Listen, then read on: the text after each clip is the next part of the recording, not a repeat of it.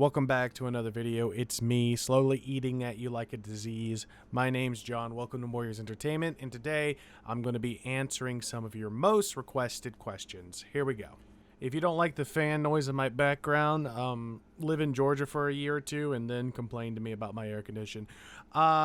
First question. What's your favorite series to record? Oh, I get this one a lot. It changes, but some of my favorite things to record are actually voice lines for the comic dubs. I love seeing something come together, so those are probably my most proud kind of work, because I just feel like it's so many components coming together to make one big thing.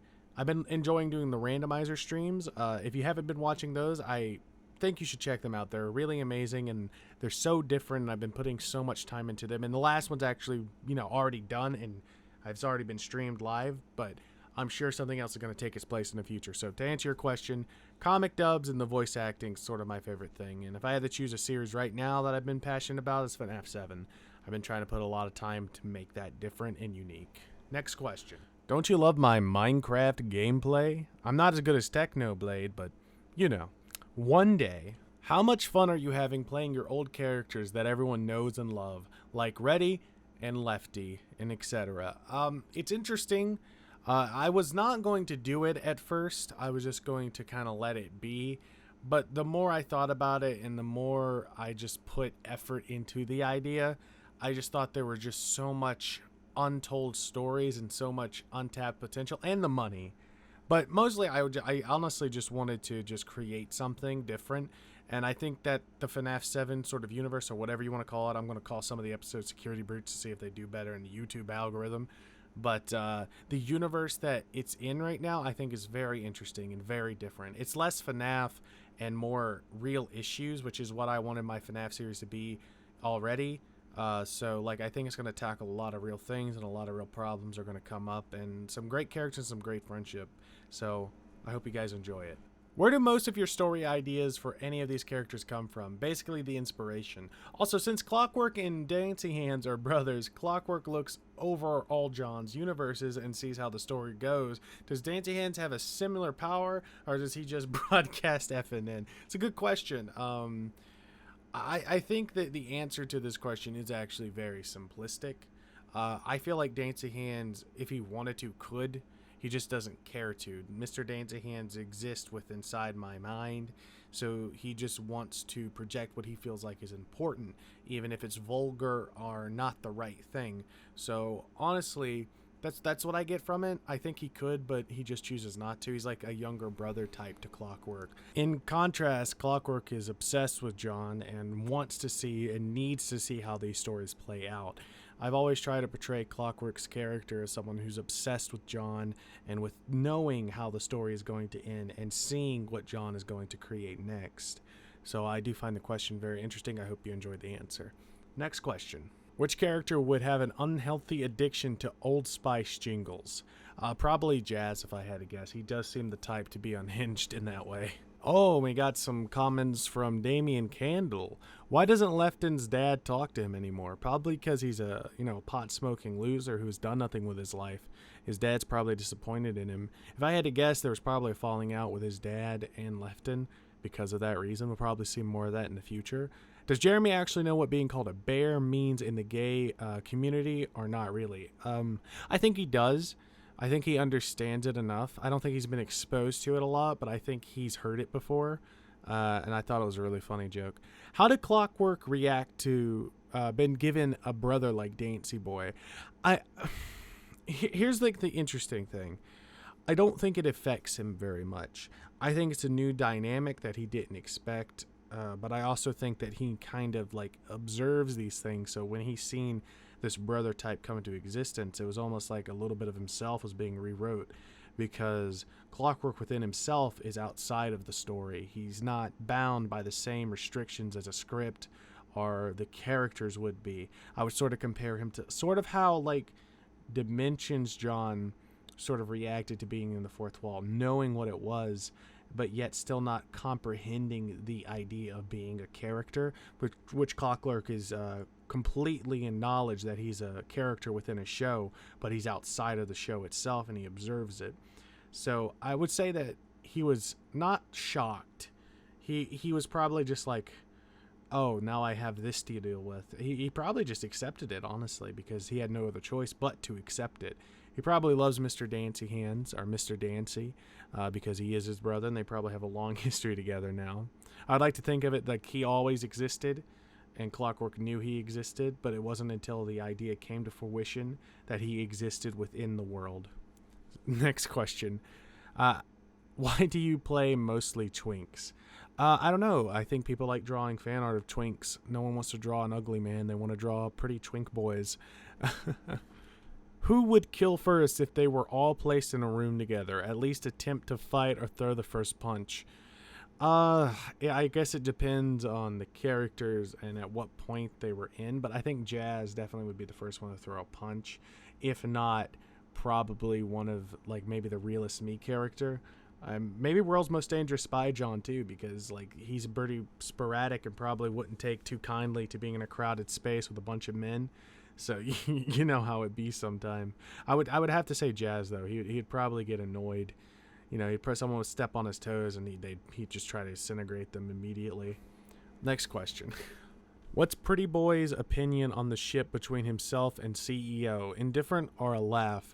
I think if you took the character Giles and if he actually existed within my mind as a personality, he probably wouldn't care all too much. I think he would find it very interesting because the things we view as humans, I think, wouldn't be seen the same in a deity's eyes. Giles, being as old as he is and being with as many people as he's been with, I'm sure wouldn't, dot an I at the fan art some people do. He'd probably just say something along the lines of, people find the most interesting ways to find love, even if it's self-love.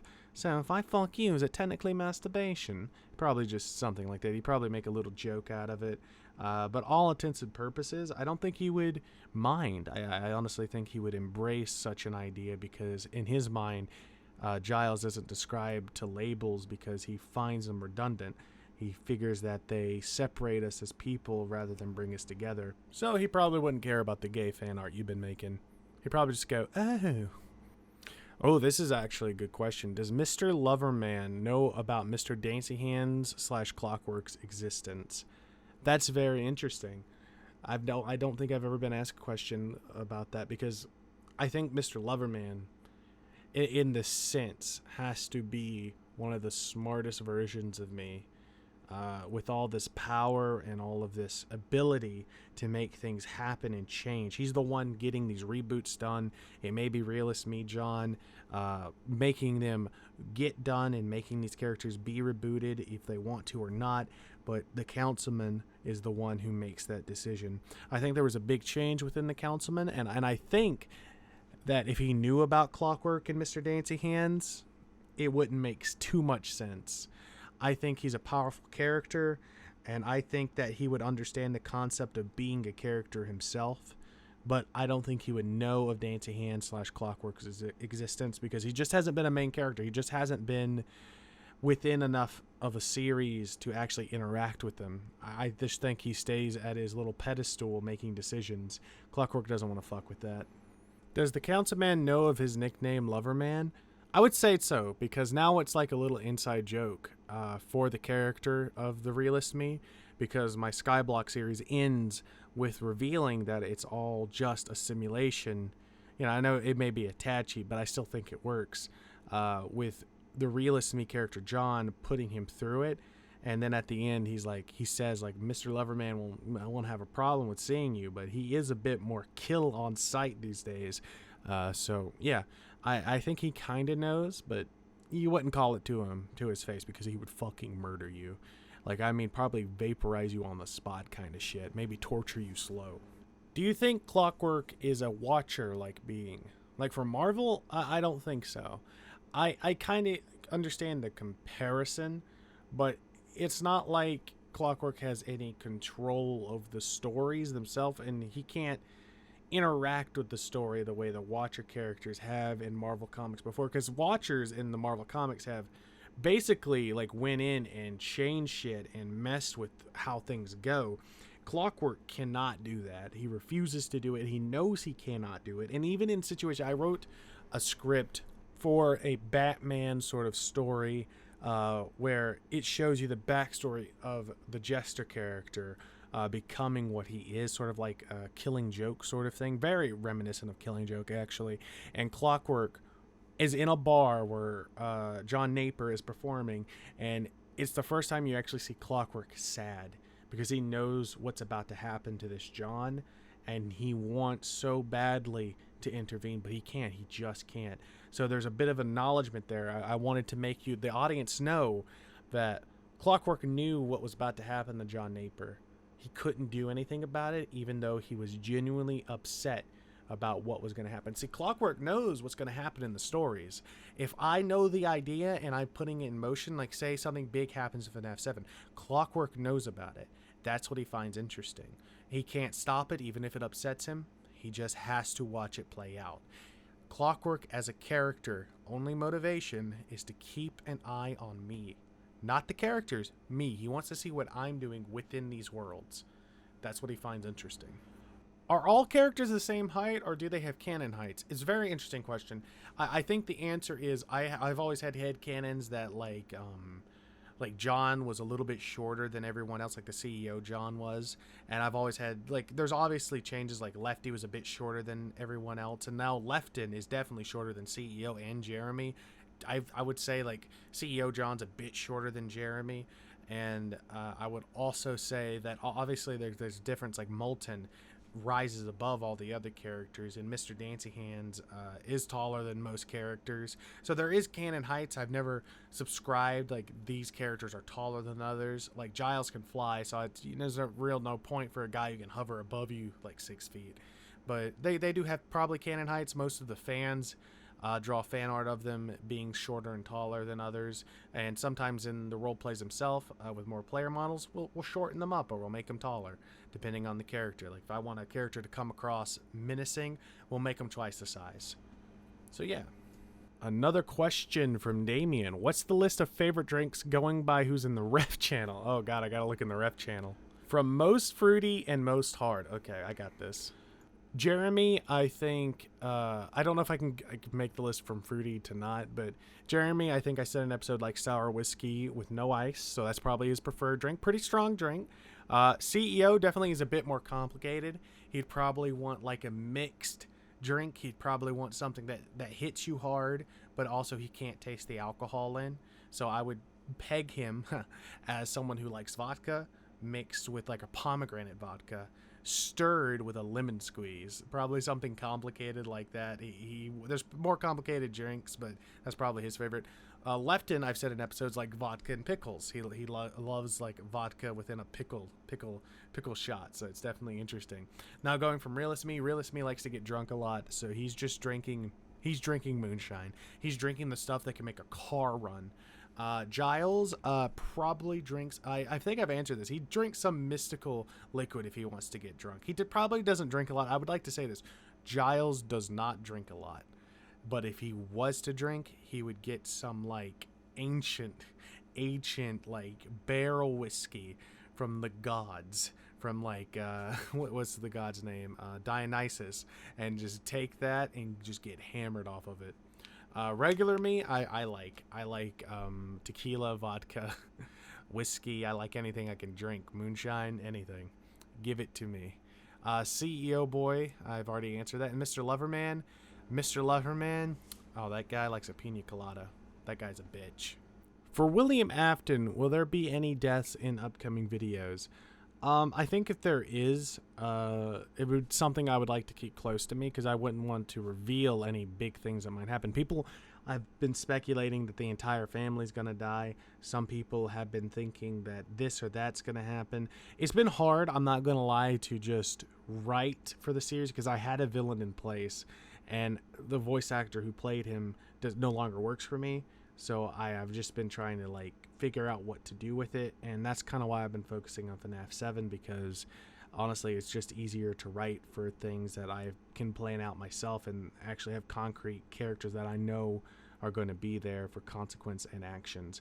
But I still have plans for the William Afton series, the William J. Afton series. Like, there's going to be villains in play. First I thought it was going to be the AIA, but then I was like, it doesn't work. That was Afton's decision to work with them, and it wouldn't make sense for them to be the bad guy. Like, they're just a company that is hiring Afton to do these things that Afton did not fulfill the promise for.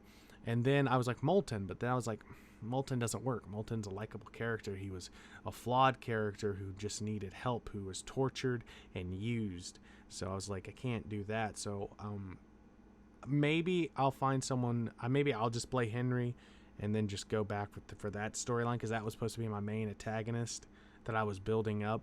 But I'll keep trying. This video is like 15 fucking minutes. Holy shit. Oh man, I really love stroking my ego a lot. Holy shit. Will Lefton get turned into Lefty? No. Will Jeremy remember what happened in 1987, or is it going to happen now with the toys? Is there going to be an SL series with Michael? Sister location series with Michael? I haven't really given much thought if there was going to be like a spin-off location or a spin-off series with Michael, who hasn't been introduced in the world yet. Lefty will never turn into Lefton, because the Lefty character was rebooted to be Lefton. And I don't think it would make any sense for me to kill him off to just get an inferior character. Not saying that Lefty wasn't a fun character to play. I'm saying that Lefton is going to be a better character.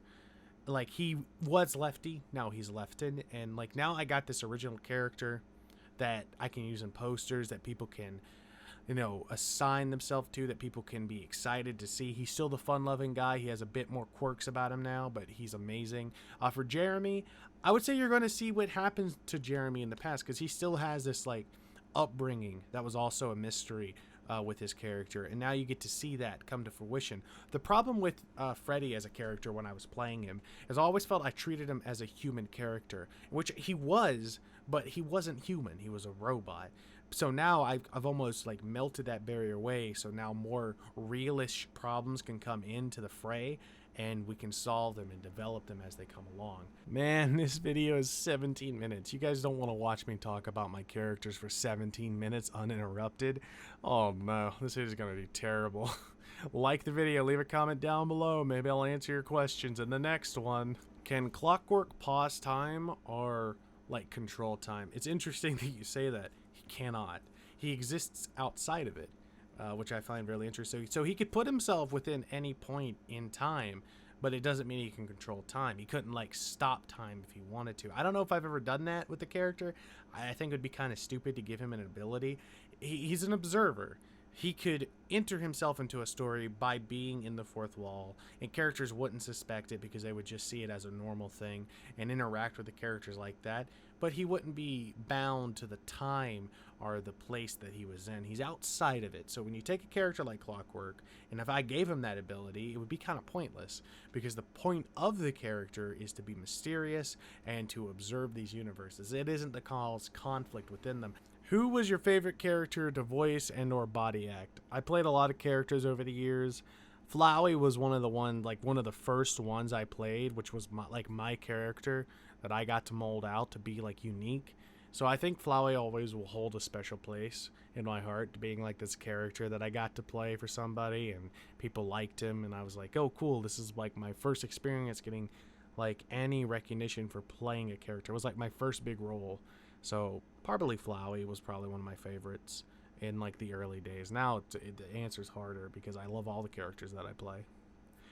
But yeah, that concludes the question and answer video for Moyers Entertainment.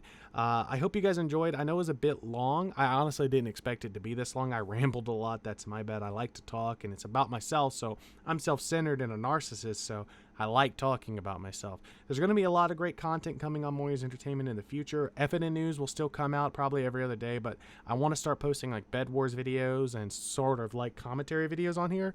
So I hope you guys will enjoy that. So thank you for watching. Please show the video some support, and I'll see you in the next one. Love you guys.